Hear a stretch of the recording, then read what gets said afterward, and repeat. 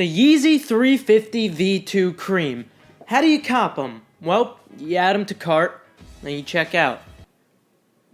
To be honest though, in today's video, there is a lot of stuff that I actually did want to cover. So like always in these how to cop guides, to be specific, what we're going to be mentioning is some release info and some background information for the sneaker, how to cop the shoe, and of course, like always, some resale predictions for those of you who are interested. Also, whether you should sell or hold your current pairs. Alright, so where do we begin? We begin in late fall of 2013. Kanye West leaves Nike for Adidas, closing a $10 million deal with Adidas. In 2013, it was pretty clear that the primary reason he left was because of lackluster royalties and a bad relationship with Nike. Now, this was all revealed in his rant from Brooklyn in December of 2013. However, he also makes it clear that Nike had him boxed up. There was not enough creative freedom. He wanted more innovation. He wanted to explore new ideas, but Nike simply wouldn't allow him to do that. But Adidas did offer him that. So essentially the main reasons that he left for Adidas as of now was 1, innovation, then of course more money from those royalties, and also a better relationship. But there was one more thing. While Kanye was with Nike, after making the Yeezy 2, he actually requested to increase the stock for the Yeezy 2. Now keep in mind, for the Yeezy 2, he's not making royalties on this shoe. Nike offered to send the royalties to a charity of his choosing, but he wasn't getting any of the money. So why was he upping stock? It simply couldn't be because he wanted more money, because he wasn't getting the money at this point, and it was quite clear. Now this sounds kind of like a fairy tale, but he really just wanted everyone to have Yeezys. Of course, when more people wear his shoes, or I guess you could say merchandise, that does make him inevitably more popular. But there's another reason he didn't want these shoes to be so limited. He stated in an interview that he's heavily against sneaker violence, and he understands that there's a lot of kids who might want Yeezys who actually might get into some trouble. There's a lot of violence that goes on, and he doesn't want anyone getting hurt. So it kind of makes me smile hearing something like this in the sneaker culture. I mean, you don't hear it too often. Anyway, moving to 2015, he uttered the words, "Everyone who wants Yeezys will get Yeezy." We were all keeping this in the back of our heads, oh, this might not be possible. But in May of 2015, the journey began. So it all started when the production of the Turtle Dove Yeezy 350 was started. Late May of 2015, it was revealed that Villa will be releasing the sneaker. Now, Villa is a multi-door mid-level retailer that doesn't sell extremely limited releases. So this makes it quite evident that the stock was definitely increased on these from previous Yeezy models. Now, because demand was so high on these shoes, we were kind of blinded by it. We really didn't know that stock was increasing on these, but eventually it became a lot more evident. We really started to notice a change when it came to the Yeezy V2s. Eventually, demand grew so much on these things that they began mass production little by little. Now, not everyone liked this, especially those who own the original Zebra Yeezys. However, there were more people than ever before who were able to get Yeezys in their hands, and boy, do I remember my first Yeezys. Man, it was exhilarating to cop those things. Moving to April 29th, the creams released with over 60,000 pairs on Adidas US alone. So it was at this specific release where we really started to realize, okay, there is a lot of stock on these Yeezys. They are really not as limited as they used to be. I would call this the turning point. So stock eventually just kept on going up. We had the blue tints, we even had the butter Yeezys, and the Beluga 2.0s, which had the most out of all of them. But now we come to September 21st, the cream restock. Now this is a day where Kanye's words do come true. According to multiple sources, but most notably Kanye West himself, this will be the largest Yeezy release ever. Looking at the Adidas Yeezy Boost 350 V2.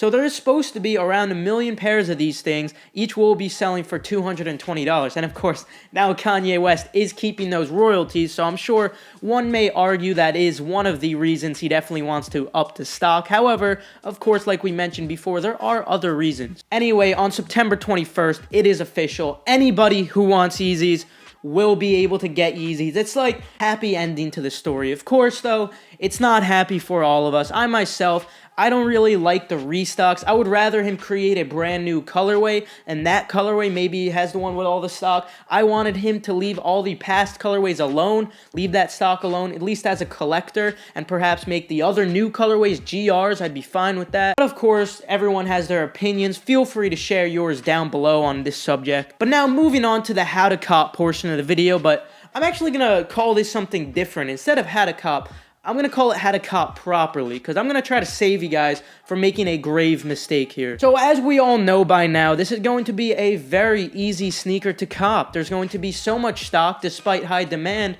You could basically get up late and probably still get this shoe. So the mistake I was talking about is buying off of Yeezy supply. The reason it's a big mistake is because it's going to be so easy to cop off of Adidas.com that you're really not going to have to cop off of Yeezy supply. Of course, you can if you want to, if you're feeling a little stressed, but I'm going to urge you not to, and here is why. First of all, I understand that Yeezy supply doesn't tax on sneakers, and Adidas.com, you do get taxed on sneakers depending what state or region you live in, but then you also have to keep in mind that Yeezy supply does charge $20 extra for shipping, so there's really not much of an advantage over there. In fact, I do believe if you were to purchase from Yeezy supply in Canada, I'm pretty sure it's close to around $50. But anyway, that's not my point. My point there was just to illustrate that there's no advantages to buying from Yeezy supply.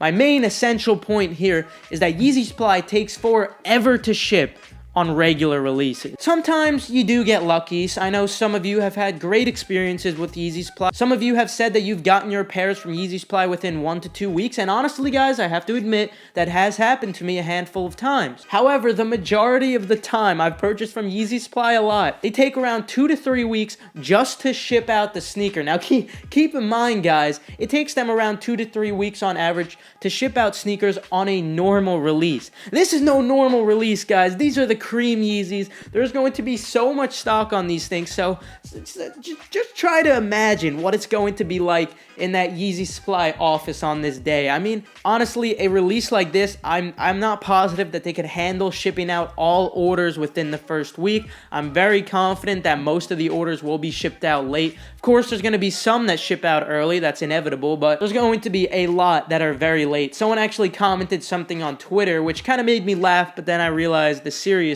of it, because it's actually probably going to be true for some of the unlucky ones. Alternatively, from Yeezy supply, cop from Adidas.com. It's going to be extremely easy to cop.